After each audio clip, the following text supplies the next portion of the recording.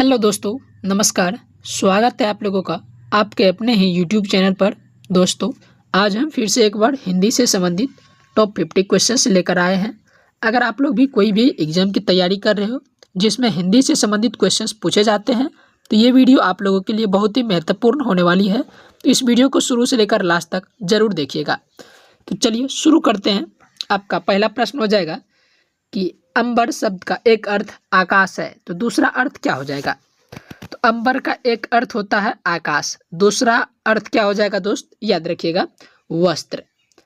अंबर का दूसरा अर्थ क्या हो जाएगा? वस्त्र। ऑप्शन ए आपका करेक्ट जवाब हो जाएगा, याद रखिएगा। वेरी वेरी इंपॉर्टेंट क्वेश्चन है, पूछा हुआ प्रश्न है बिहार पुलिस की प्रीवियस ईयर में। चलिए नेक्स्ट क्वेश्चन हो जाएगा आपका, अंधे की लकड़ी होना मुहावरे का सही अर्थ क्या है? अंधे की लकड़ी होना मुहावरे का सही अर्थ क्या हो जाएगा? याद रखिएगा दोस्त, एकमात्र सहारा होना। अंधे की लकड़ी होना मुहावरे का सही अर्थ क्या हो जाएगा? एकमात्र सहारा होना। ऑप्शन बी आपका करेक्ट जवाब हो जाएगा। नेक्स्ट क्वेश्चन हो जाएगा आपका, प्रत्येक शब्द का सही संधि विच्छेद क्या होगा? तो प्रत्येक शब्द का सही संधि विच्छेद क्या हो जाता है दोस्त? प्रति प्लस एक। प्रति प्लस एक बराबर प्रत्येक। ऑप्शन ए आपका करेक्ट जवाब हो जाएगा। प्रत्येक शब्द का सही संधि विच्छेद क्या हो जाएगा? प्रति प्लस एक। चलिए नेक्स्ट क्वेश्चन हो जाएगा आपका, चौराहा में कौन सा समास है? चौराहा, तो याद रखिएगा दोस्त, यहाँ पर कह रहा है चौराहा, तो याद रखिएगा द्विगु समास हो जाएगा। ऑप्शन सी आपका करेक्ट जवाब हो जाएगा, चौराहा द्विगु समास। याद रखिएगा दोस्त, वेरी वेरी इंपॉर्टेंट क्वेश्चन है। नेक्स्ट क्वेश्चन हो जाएगा आपका, माता पिता शब्द में कौन सा समास है? माता पिता शब्द में कौन सा समास है? तो द्वंद्व समास। ऑप्शन बी आपका करेक्ट जवाब हो जाएगा। जैसे माता पिता हो गया, भाई बहन हो गया, चाचा चाची हो गया, इन सभी में क्या होता है दोस्त? द्वंद्व समास होता है। तो याद रखिएगा ऑप्शन बी आपका करेक्ट जवाब हो जाएगा। नेक्स्ट क्वेश्चन हो जाएगा आपका, अतिशयोक्ति शब्द का शुद्ध रूप कौन सा है? अतिशयोक्ति, याद रखिएगा दोस्त, अतिशयोक्ति हो गया, ये हो गया अतिशयोक्ति। ऑप्शन बी आपका करेक्ट जवाब हो जाएगा, अतिशयोक्ति। ऑप्शन बी आपका राइट आंसर हो जाएगा, शुद्ध वाक्य हो गया आपका, तो अतिशयोक्ति। ऑप्शन बी आपका करेक्ट जवाब हो जाएगा। नेक्स्ट क्वेश्चन हो जाएगा आपका, अनुराग का सही विलोम क्या है? अनुराग का सही विलोम क्या हो जाएगा? तो विराग। अनुराग का सही विलोम क्या हो जाएगा दोस्त? विराग। ऑप्शन बी आपका करेक्ट जवाब हो जाएगा। नेक्स्ट क्वेश्चन हो जाएगा आपका, जो सब कुछ जानता हो वाक्यांश के लिए एक शब्द क्या होगा? बड़े बड़े इंपॉर्टेंट क्वेश्चन है, कई बार एग्जाम में पूछा हुआ प्रश्न है। तो याद रखिएगा, जो सब कुछ जानता हो वाक्यांश के लिए एक शब्द क्या हो जाएगा? तो सर्वज्ञ।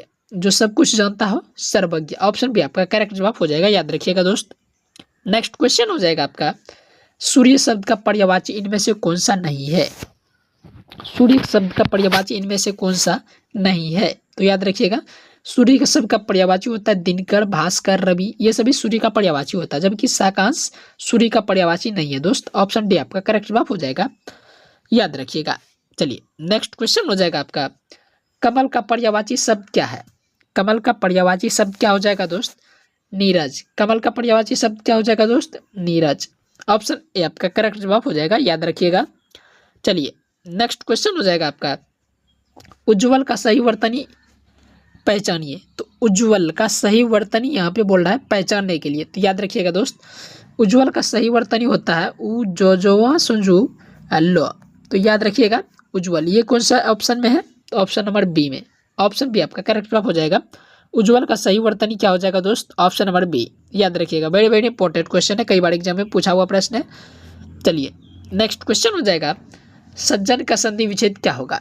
तो सज्जन, याद रखिएगा दोस्त, सत प्लस जन, सत प्लस जन बराबर हो जाएगा आपका सज्जन। तो ऑप्शन नंबर केस में है, तो ऑप्शन नंबर हो जाएगा आपका बी, सत प्लस जन।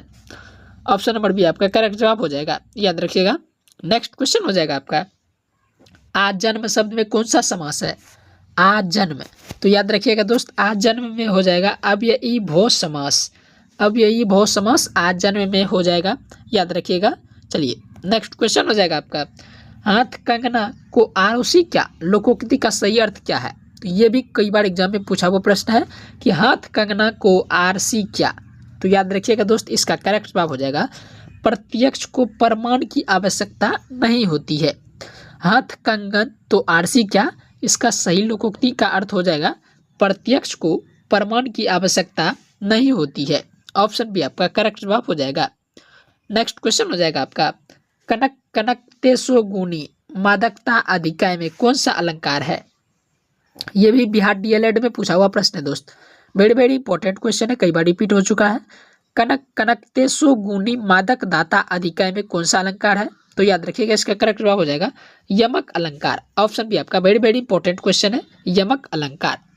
चलिए नेक्स्ट क्वेश्चन हो जाएगा आपका रौद्र रस का अस्थायी भोग क्या है, तो रौद्र रस का अस्थायी भोग क्या हो जाएगा दोस्त, क्रोध। रौद्र रस का अस्थायी भोग क्या हो जाएगा, क्रोध। ऑप्शन बी आपका करेक्ट जवाब हो जाएगा। चलिए नेक्स्ट क्वेश्चन हो जाएगा आपका अव्ययी भोज समास का पहला पद क्या होता है, तो पहला पद इसका हो जाएगा प्रधान। अव्ययी भो का पहला पद क्या होता है, अव्यय प्रधान। ऑप्शन बी आपका करेक्ट जवाब हो जाएगा। नेक्स्ट क्वेश्चन हो जाएगा भाववाचक संज्ञा का उदाहरण कौन सा है, तो भाववाचक संज्ञा का उदाहरण हो जाएगा आपका मीठा। यह भाववाचक संज्ञा का उदाहरण नहीं है दोस्त, लड़का भी उदाहरण नहीं है, शहर भी नहीं है, इसका राइट आंसर हो जाएगा ऑप्शन नंबर ए मिठास। भाववाचक संज्ञा का उदाहरण कौन सा है, तो मिठास हो जाएगा आपका, ऑप्शन ए आपका राइट आंसर हो जाएगा। चलिए नेक्स्ट क्वेश्चन हो जाएगा आपका गुणवाचक विशेषण का उदाहरण कौन सा है, तो गुणवाचक विशेषण का उदाहरण कौन सा है, 4 मीटर। ये भी गुणवाचक विशेषण का एग्जांपल नहीं है, सुंदर ये है दोस्त। ऑप्शन नंबर बी आपका करेक्ट जवाब हो जाएगा। गुणवाचक विशेषण का उदाहरण कौन सा है, सुंदर। घोर थोड़ा भी नहीं है, वह भी नहीं है, तो इसका राइट आंसर हो जाएगा ऑप्शन नंबर बी। गुणवाचक विशेषण का उदाहरण कौन सा है, पहचानिए, तो सुंदर। चलिए नेक्स्ट क्वेश्चन हो जाएगा आपका ईंट से ईंट बजाना मुहावरे का सही अर्थ क्या है। ईंट से ईंट बजाना मुहावरे का सही अर्थ क्या हो जाएगा दोस्त, पूरी तरह नष्ट कर देना। ईंट से ईंट बजाना मुहावरे का सही अर्थ क्या हो जाएगा, पूरी तरह नष्ट कर देना। ऑप्शन नंबर बी आपका करेक्ट जवाब हो जाएगा। नेक्स्ट क्वेश्चन हो जाएगा आपका दूराचार शब्द में कौन सा उपसर्ग है, दूराचार, तो यहाँ पर राइट आंसर हो जाएगा आपका दूर। ऑप्शन नंबर ए आपका राइट आंसर हो जाएगा दूर।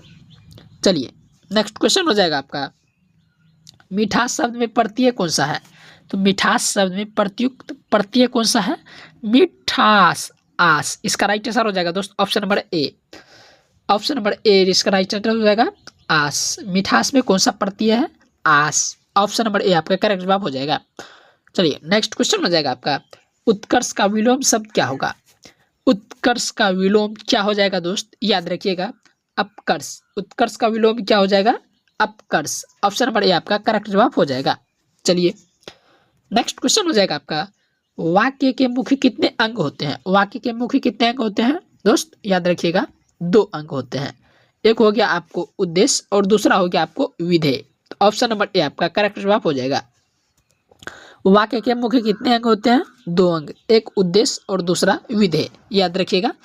नेक्स्ट क्वेश्चन हो जाएगा आपका वीरों का कैसा हो वसंत कविता के रचयिता कौन है, वीरों का कैसा हो वसंत कविता के रचयिता कौन है, याद रखिएगा दोस्त Subhadra Kumari Chauhan. Option number B आपका करेक्ट जवाब हो जाएगा सुभद्रा कुमारी चौहान। तो वीरों का कैसा हो वसंत कविता के रचयिता कौन है, सुभद्रा कुमारी चौहान। नेक्स्ट क्वेश्चन पुष्प की अभिलाषा प्रसिद्ध कविता के रचयिता कौन है, तो पुष्प की अभिलाषा प्रसिद्ध कविता के रचयिता कौन है दोस्त, याद रखिएगा माखनलाल चतुर्वेदी, माखनलाल चतुर्वेदी। ऑप्शन बी आपका करेक्ट जवाब हो जाएगा। नेक्स्ट क्वेश्चन हो जाएगा आपका कुरुक्षेत्र और उर्वशी किसकी प्रसिद्ध काव्य कृतियां हैं, वेरी वेरी इंपॉर्टेंट क्वेश्चन है ये भी दोस्त, याद रखिएगा कुरुक्षेत्र और उर्वशी किसकी प्रसिद्ध काव्य कृतियां हैं, तो इसका करेक्ट जवाब हो जाएगा रामधारी सिंह दिनकर जी के। ऑप्शन बी आपका करेक्ट जवाब हो जाएगा रामधारी सिंह दिनकर। चलिए नेक्स्ट क्वेश्चन हो जाएगा आपका उर्वशी के लिए रामधारी सिंह दिनकर को कौन सा अवार्ड मिला था, तो रामधारी सिंह दिनकर को कौन सा अवार्ड मिला था दोस्त उर्वशी के लिए, तो याद रखिएगा ज्ञानपीठ पुरस्कार। ऑप्शन बी आपका करेक्ट जवाब हो जाएगा ज्ञानपीठ पुरस्कार। वेरी वेरी इंपॉर्टेंट क्वेश्चन है, ये भी कई बार एग्जाम में पूछा हुआ प्रश्न है। चलिए नेक्स्ट क्वेश्चन हो जाएगा आपका महिला आंचल उपन्यास के लेखक कौन है, ये भी वेरी वेरी इंपॉर्टेंट क्वेश्चन है दोस्त। महिला आंचल उपन्यास के लेखक कौन है, तो याद रखिएगा फणीश्वर नाथ रेणु जी। महिला आंचल उपन्यास के लेखक कौन है, फणीश्वर नाथ रेणु जी। ऑप्शन बी आपका करेक्ट जवाब हो जाएगा। चलिए नेक्स्ट क्वेश्चन हो जाएगा आपका अज्ञेय का पूरा नाम क्या है, अज्ञेय का पूरा नाम क्या है, ये क्लास 10th का है, हिंदी का क्वेश्चन है क्लास 10th का, याद रखिएगा। वेरी वेरी इंपॉर्टेंट क्वेश्चन है, कई बार एग्जाम में पूछा हुआ प्रश्न है, क्लास 10th का है और अज्ञेय का पूरा नाम पूछ रहा है, तो याद रखिएगा सच्चिदानंद हीरानंद वात्स्यायन अज्ञेय। ऑप्शन नंबर ए आपका करेक्ट जवाब हो जाएगा। ये भी वेरी वेरी इंपॉर्टेंट क्वेश्चन है, कई बार एग्जाम में रिपीट हो चुका है प्रश्न, याद रखिएगा। अज्ञेय का पूरा नाम क्या हो जाएगा दोस्त? सच्चिदानंद हीरानंद वात्स्यायन अज्ञेय। चलिए नेक्स्ट क्वेश्चन हो जाएगा आपका, शेखर एक जीवनी उपन्यास के लेखक कौन है? शेखर एक जीवनी उपन्यास के लेखक कौन है दोस्त? याद रखिएगा अज्ञेय। शेखर एक जीवनी उपन्यास के लेखक कौन है? अज्ञेय। ऑप्शन ए आपका करेक्ट जवाब हो जाएगा। नेक्स्ट क्वेश्चन हो जाएगा आपका, आषाढ़ का एक दिन नाटक के रचयिता कौन है? आषाढ़ का एक दिन नाटक के रचयिता कौन है? मोहन राकेश।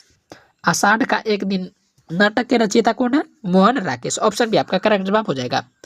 नेक्स्ट क्वेश्चन हो जाएगा आपका, सूरसागर किसकी प्रसिद्ध रचना है?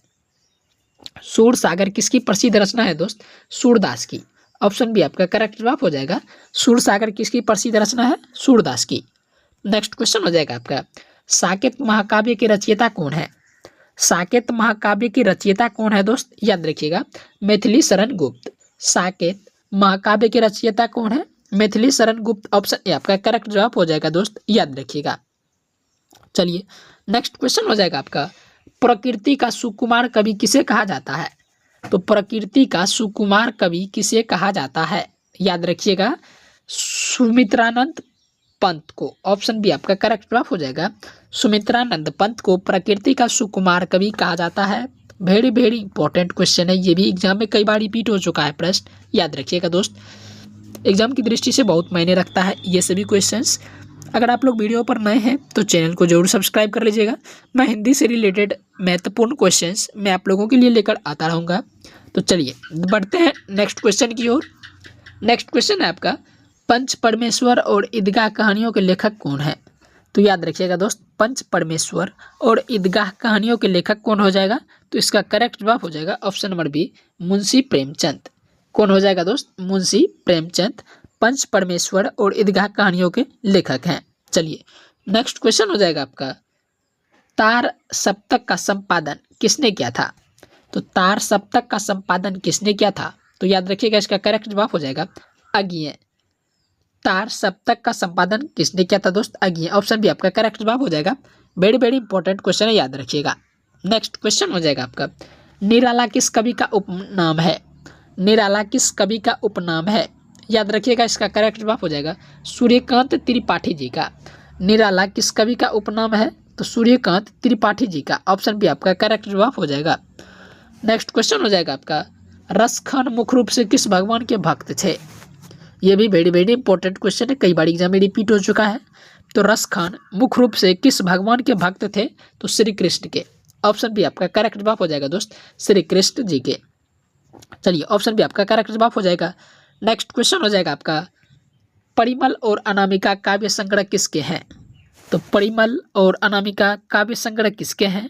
तो याद रखिएगा दोस्त, सूर्यकांत त्रिपाठी निराला जी के। ऑप्शन बी आपका ए आपका करेक्ट जवाब हो जाएगा। परिमल और अनामिका काव्य संग्रह किसके हैं? तो सूर्यकांत त्रिपाठी निराला जी के। ऑप्शन ए आपका करेक्ट जवाब हो जाएगा दोस्त। नेक्स्ट क्वेश्चन हो जाएगा आपका, चिफ की दावत कहानी के लेखक कौन है? चिफ की दावत कहानी के लेखक कौन है दोस्त? याद रखिएगा भीष्म साहनी। चिफ की दावत कहानी के लेखक कौन है? भीष्म साहनी। ऑप्शन ए आपका करेक्ट जवाब हो जाएगा। नेक्स्ट क्वेश्चन हो जाएगा आपका, नागरी लिपि किसकी रचना है? नागरी लिपि किसकी रचना है? तो याद रखिएगा इसका करेक्ट जवाब हो जाएगा निबंध। नागरी लिपि किसकी रचना है? निबंध की। ऑप्शन बी आपका करेक्ट जवाब हो जाएगा। ये भी क्वेश्चन एग्जाम में पूछा हुआ प्रश्न है। ये क्वेश्चन दोस्त नागरी लिपि किसकी रचना है? तो ये बिहार डीएलएड के प्रीवियस ईयर में पूछा हुआ प्रश्न है, याद रखिएगा। नेक्स्ट क्वेश्चन हो जाएगा आपका, सारे जहां से अच्छा हिंदुस्तान हमारा की रचना किसने की? सारे जहां से अच्छा हिंदुस्तान हमारा की रचना किसने की? तो याद रखिएगा इसका करेक्ट जवाब हो जाएगा option number B, Mohammad Iqbal. सारे जहां से अच्छा हिंदुस्तान हमारा की रचना किसने की दोस्त? मोहम्मद इकबाल। ये क्वेश्चंस सीटेट के प्रीवियस ईयर में पूछा हुआ प्रश्न है दोस्त, याद रखिएगा। वेरी वेरी इंपॉर्टेंट क्वेश्चन है। सारे जहां से अच्छा हिंदुस्तान हमारा की रचना किसने की? मोहम्मद इकबाल। ऑप्शन बी आपका करेक्ट जवाब हो जाएगा। चलिए नेक्स्ट क्वेश्चन हो जाएगा आपका, दीपशिखा काव्य संग्रह की रचयिता कौन है? दीपशिखा काव्य संग्रह की रचयिता कौन है दोस्त? इसका करेक्ट जवाब हो जाएगा option number B, Mahadevi Verma. Deepshikha काव्य संग्रह की रचयिता कौन है? Mahadevi Verma. Option number B आपका करेक्ट जवाब हो जाएगा दोस्त।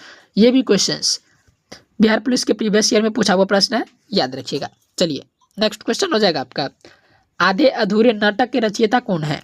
तो आधे अधूरे नाटक के रचयिता कौन है?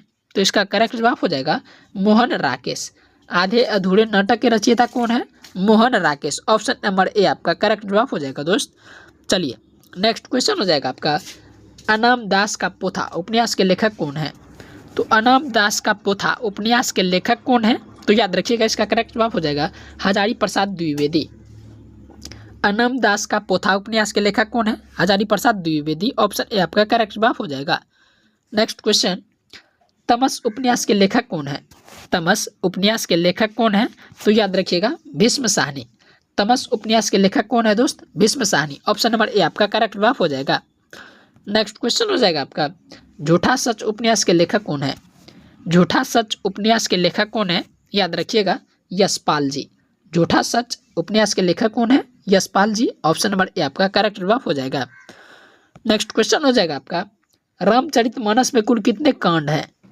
तो याद रखिएगा दोस्त, वेरी वेरी इंपॉर्टेंट क्वेश्चन है। ये क्वेश्चन पूछा हुआ प्रश्न है बिहार पुलिस के प्रीवियस ईयर में।